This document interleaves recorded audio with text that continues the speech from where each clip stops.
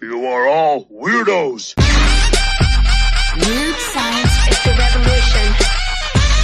Weird science is the revolution. Hello, all you weirdos. Jim here, and we have some breaking news. And we're going to get a lot of breaking news coming up with the whole deal of October for DC Comics. Now, at San Diego Comic-Con, I'm sure we're going to learn more and more and more. But there are a lot of creative team changes coming up in the next bunch of months. A lot of things, like I said, happening in October. One of the big things will be Ram V finishing up his Detective Comics run. That is a long-form story, his gothic opera that he says it is.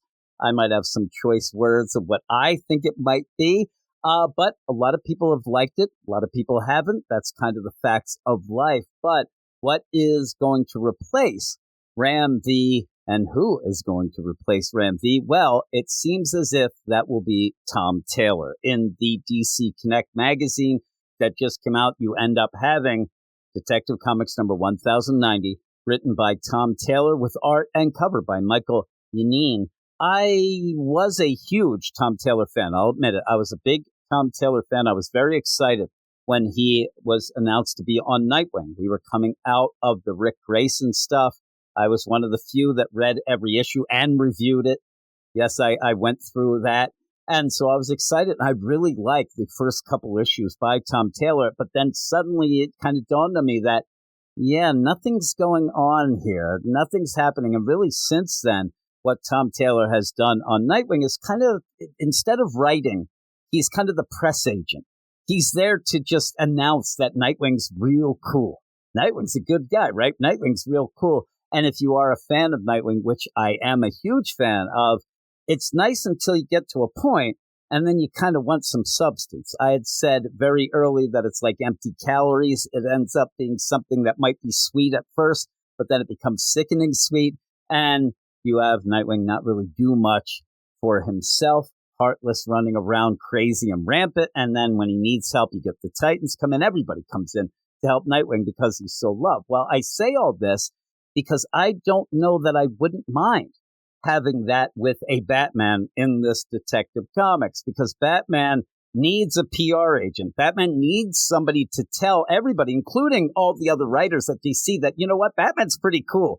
Batman kind of gets things done. He prepares for everything because, boy, in the past 4 years or so, he hasn't been prepared for anything except losing Gotham. He's very prepared for that because he's done it over and over and over. So I just pray to whoever God you worship that please don't have Tom Taylor come in and make Batman lose Gotham once again. It's getting ridiculous. But I'm going to read the little blurb that we have here for this Detective Comics 1090. And it seems like maybe Batman will get things done, but it's also going to point out another thing that we always get with Batman that makes me a little wary, throws out some red flags. But this is the All-In Initiative, and it says, long ago, the murders of Thomas and Martha Wayne changed Gotham forever. But there's something you never knew about the Dark Knight's tragic origin, which has been lying in wait to strike at Batman ever since that fateful night in Crime Alley. And now, all these years later, this ghost of Gotham's past begins to reveal itself. Superstars Tom Taylor and Michael Yanine team up to bring you a Batman tale that will rattle the very foundations of the Dark Knight. Things may never be the same again. At least they didn't say at what cost. Now, if you're wondering, what kind of Batman does Tom Taylor write? He actually did recently, or kind of recently, Batman the Detective. And that was okay. Got a little wonky by the end, if you ask me, but it wasn't horrible. I actually did enjoy that.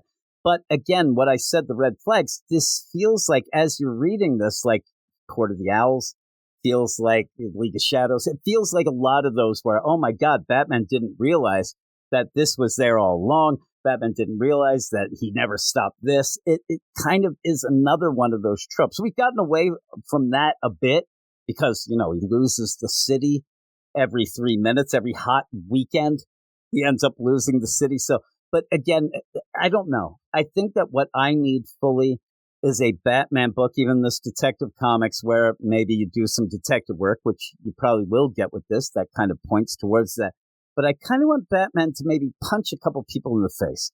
I might want Batman to kind of, step it up and say, I'm sick of this nonsense of me losing the city. I'm sick of these people running over me, and I really don't want to have Batman downtown Gotham see some people looting a store, and he goes over and gives them a hug. I hope that stuff is over. I hope that this All In, which they are playing out as a new, not a reboot, but a jumping on point, throughout the whole deal, that everybody will be able to jump onto these comics, continuing the continuity, but having a bunch of good starting points. And I kind of thought this was coming to do something like this. I had talked about it way, way back, but you end up where a starting point, I think, for Detective Comics, for Batman in general, would be Batman punching the crap out of criminals, throwing them, tying them up and stuff like that, and, going all out. Not all in, all out. I need a Batman who's going to get the job done.